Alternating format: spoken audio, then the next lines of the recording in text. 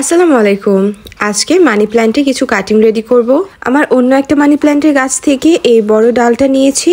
ডালটার বেশিরভাগ পাতার নিচে শিকড় আছে, তাই এটাকে ইজিলি প্রপাগেট করা যাবে। আমি শিকড় সহ একটা একটা করে পাতা কেটে নিচ্ছি আর মাঝখানে ডালটাকে ফেলে দেব। আসলে মানি প্ল্যান্ট আমার খুব পছন্দের একটা ইনডোর প্ল্যান্ট। ঘরের যে কোনো জায়গায় খুব ইজিলি গ্রো করে, ইভেন ওয়াশরুমেও।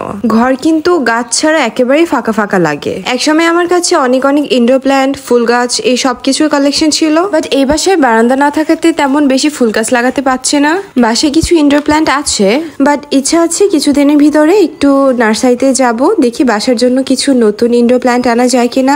আচ্ছা, আমি কিন্তু এখানে মানি প্ল্যান্টের পাতাগুলোকে একটা একটা করে কেটে নিয়েছি। পাতাগুলোকে আমি দুইটা জারে রাখবো, তাই দুই ভাগে ভাগ করে আমি পাতাগুলোকে সুতো দিয়ে ভালো করে বেঁধে নিচ্ছি যাতে একসাথে থাকে। ঠিক সেম ভাবে আমি অন্যটাকেও বেঁধে নেব। কাটিং এর রুটগুলো ভালো করে গ্রো হওয়ার জন্য আমি এগুলোকে প্রথমে পানিতে রাখবো কিছুদিনের জন্য। এই যে ছোট ছোট দুইটা কাচের জারে আমি প্রথমে একুরিয়ামের কিছু পাথর দিয়ে নিয়েছি। এখন পাথরগুলোর ভিতরে শিকড়গুলো ঢুকিয়ে আমি বসিয়ে দিচ্ছি কাটিং গুলো। এরপর এতে দিয়ে দিব পানি। দেখুন কত সুন্দর লাগছে গাছগুলোকে। এখন এই অবস্থায় ঘরের যে কোনো জায়গায় এগুলোকে সাজালে খুব সুন্দর লাগবে। আমি গাছগুলোকে আমার রুমের বেড সাইড টেবিলে রেখে দিব। এখানে অনেক সানলাইট আসে আর দেখতেও কিন্তু এখানে খুব সুন্দর লাগছে। আর এই রেড রোজগুলো এখানে থাকাতে রেড আর গ্রিনের কম্বিনেশনটা আরো অনেক সুন্দরভাবে ফুটে এসেছে।